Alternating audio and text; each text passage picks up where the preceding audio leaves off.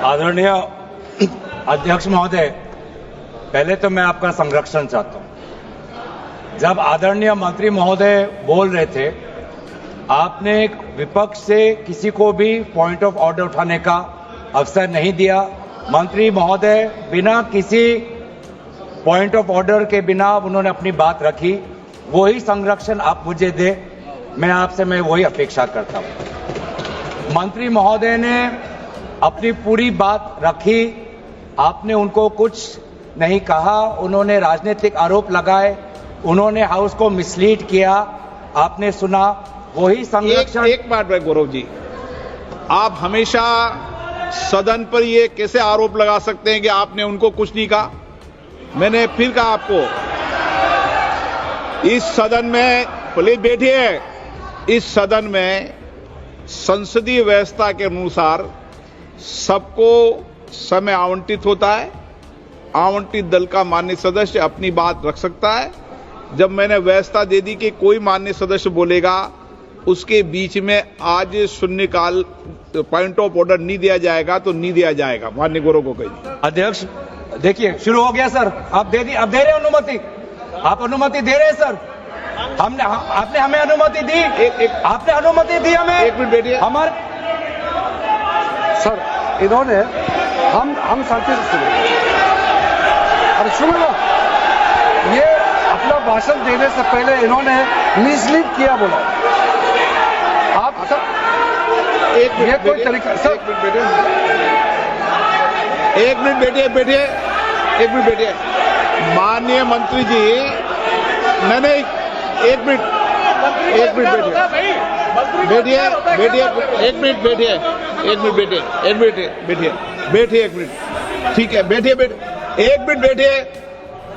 मैंने माननीय मंत्री जी को आपके भाषण के टोकने के लिए अलाउ नहीं किया है। वह आपने तो भाषण शुरू नहीं किया था, नहीं शुरू करने वाले थे।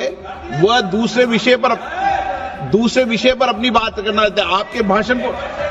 आपके भाषण को नहीं काट रहे आप। नहीं, आपके भाषण को तो अपनी बात कोई दूसरे विषय पर रखना चाहते हैं। मेरा सर इतना कहना है कि हम लोग शांति से बैठ के सुनेंगे। चर्चा का पूरा टाइम तय हो चुके हैं, हम लोग नोट करेंगे, सबका बात सुनेंगे। मेरा सिर्फ इतना अनुरोध है कि जैसे कि माननीय सदस्य कहेंगे कि मैंने मिसलीड किया, तो कौन सा पॉइंट मिसलीड किया वो बता दे। ऐसे आप आरोप ना लगाए, मेरा यही कहना है।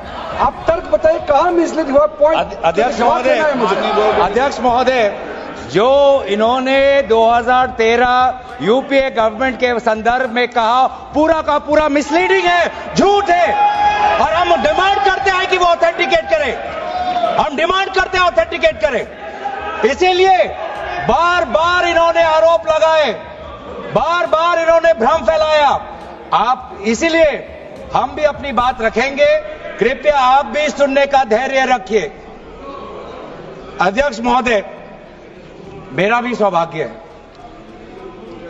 कि पिछले सदन में मैं अयोध्या राम मंदिर पर अपने पार्टी का मैंने अपना व्यू, अपने पक्ष रखा, और आज वक्फ संशोधन 2025 पर अपनी दल का और विपक्ष की तरफ से अपना पक्ष रखा। और अयोध्या राम मंदिर में भी और आज के वक्फ के संशोधन में भी मेरा एक ही मार्गदर्शक है, वो है भारत का संविधान। भारत का संविधान जो कहता है कि हमारा भारत में हर व्यक्ति को सामाजिक, आर्थिक और राजनीतिक न्याय, विचार, अभिव्यक्ति, विश्वास, धर्म और उपासना की स्वतंत्रता, और साथ साथ में यह कहता है कि व्यक्ति की गरिमा और राष्ट्र की अखंडता सुनिश्चित करने वाली बंधुता। ये बिल आज इस संविधान के इस जो मूल जो ढांचा है उस पर आक्रमण है, और इनकी जो पूरा जो भाषण था वो हमारे संविधान के इस मौलिक अधिकार पर, हमारे संघीय ढांचे पर एक आक्रमण था। आज इस सरकार का इस बिल के द्वारा 4 इनके मूल उद्देश्य। पहला मूल उद्देश्य है कि संविधान को कमजोर करना, टू डाइल्यूट द कॉन्स्टिट्यूशन। इनका दूसरा उद्देश्य है भ्रम फैलाना, to defame the minority communities of India. इनका तीसरा उद्देश्य है to divide the Indian society. हमेशा एक हमारे बीच में एक लिटिगेशन चलता रहे, मसला और बढ़ता जाए, ये उनका उद्देश्य है। और चौथा इनका उद्देश्य डाइल्यूट, डिफेम, डिवाइड, और चौथा इनका उद्देश्य है to disenfranchise the minority communities. आज माइनॉरिटी कम्युनिटीज के प्रति अपनी संवेदना जता रहे हैं। सर, कुछ हफ्ते पहले देश में विभिन्न जगहों में लोगों ने ईद की शुभकामनाएं एक दूसरे को दी, और क्या आपको पता है कहां इनकी डबल इंजन की सरकार ने लोगों को रास्ते पे ईद का नमाज भी पढ़ने नहीं दिया। और ये बात करेंगे आप अल्पसंख्यकों के प्रति अपनी संवेदना जताते हैं। मैं पूछना चाहता हूं कि आपके लोकसभा में कितने एमपीज अल्पसंख्यक हैं? पहले उसका विवरण दीजिए और फिर हमें बताइए कि आपके दिल में कितना संवेदना है।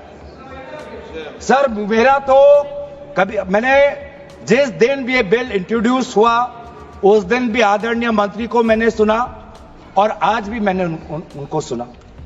जिस दिन उन्होंने इंट्रोड्यूस किया उस दिन भी अगर आप उनका स्टेटमेंट पढ़े तो उन्होंने कहा कि इसको बिल लाने से पहले बहुत विस्तार रूप से इस बिल की लाने के लिए चर्चा हुई थी।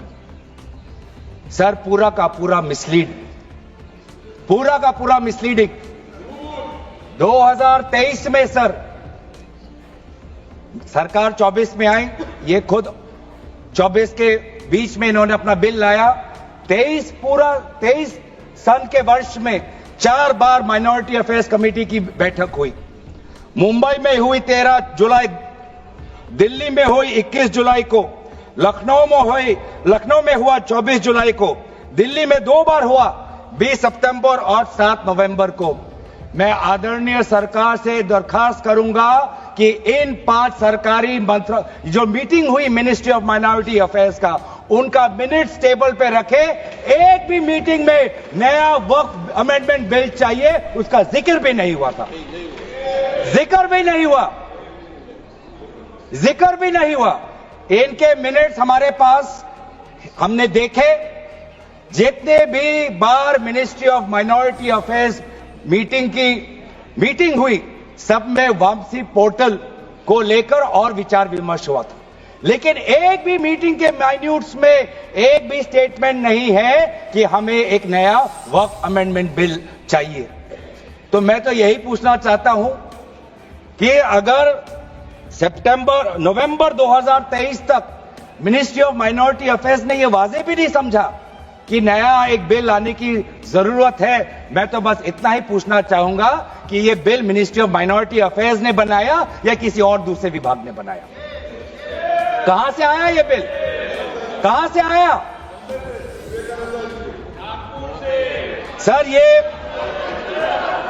ये बात करते हैं कि ये संविधान के पक्ष में है। किस प्रकार से ये संविधान के विरोध में है, सर, मैं बताना चाहूंगा। आर्टिकल, इसका जो क्लॉज 3RA है और 3R1 है। इसका 3RA क्या है सर? 3RA ये कहता है any person showing or demonstrating that he is practicing Islam. देखिए सर, आज देश में अल्पसंख्यकों की ऐसी दशा हो गई कि आज सरकार को अपना धर्म का सर्टिफिकेट देना पड़ेगा। कितनी दुख की बात है कि भारत नहीं है, क्या बात कर रहे हो, हिंदू थोड़ी है।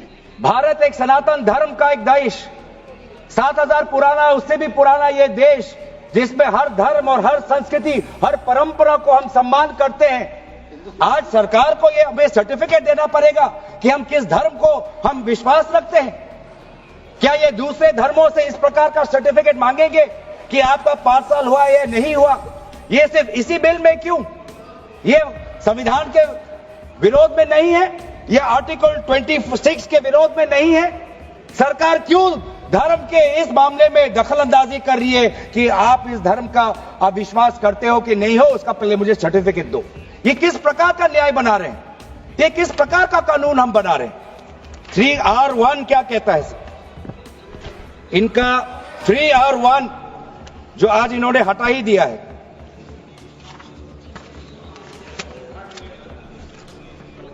3R1 कहता है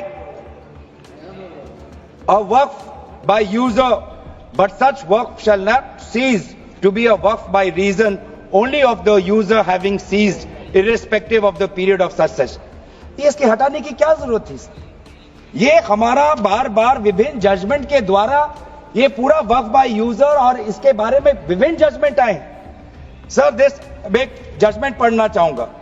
M Siddique, Ram Janmabhoomi, Muslim law does not require an express declaration of a waqf in every case. The dedication resulting in a waqf may also be reasonably inferred from the facts and circumstances of a case or from the conduct of the waqif. तो ये बार बार ये सब विभिन्न judgement के द्वारा वक्फ और ये जो पूरी इनकी जो परंपरा है, विभिन्न जजमेंट ने ताकत दी और आज यही विभिन्न क्लॉजेस के द्वारा जजमेंट्स को भी और हाईकोर्ट के ताकत को भी ये कमजोर कर रही है। सर, बोले वक्फ क्या है ये भी हमें समझना चाहिए। Waqf means the permanent dedication by any person of any movable or immovable property for any purpose recognized by the Muslim law as pious, religious, charitable. Sir, आज ये क्या कहना चाहते हैं कि वही व्यक्ति जो प्रैक्टिसिंग इस्लाम कर रहा है 5 साल के लिए वही आ सकता है, जो इनका 3RA है, और जो सेक्शन 104 था, आज इन्होंने सेक्शन 104 हटाने के पक्ष में कहा, लेकिन सेक्शन 104 यही कहता है कि कोई भी व्यक्ति वक्फ कर सकता है। तो यही तो हमारा सेक्युलर नेचर है कि कोई भी व्यक्ति अब वक्फ कर सकता है।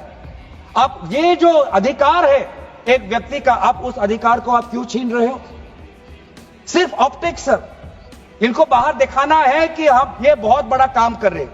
क्या इन्होंने कहा कि क्लॉज 9C में ये कहते हैं कि 2 महिला को हम ये इंक्लूजन कर रहे हैं? ये पहले भी था सर।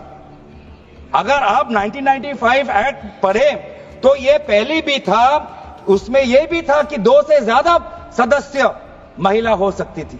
इन्होंने तो 2 पे ही कैप कर दिया। ये पहले से ही था, ये सिर्फ दिखावा।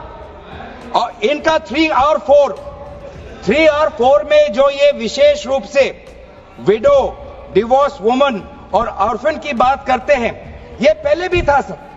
ये पहले भी जो 3R है जिसमें वेलफेयर की उल्लेख है, उस वेलफेयर एंड अदर पर्पसेस में window, divorce woman and orphan पहले से ही उसमें समा जाता है। लेकिन इनको भ्रम फैलाना है, इनको भ्रम फैलाना है कि वर्तमान का जो एक्ट है वो महिलाओं के खिलाफ है।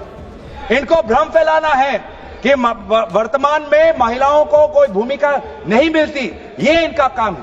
लेकिन कानून में सर पहले से ही ये सारे प्रावधान है, वो चाहे किसी विधवा का संरक्षण हो या महिलाओं को और समर्थन देना हो।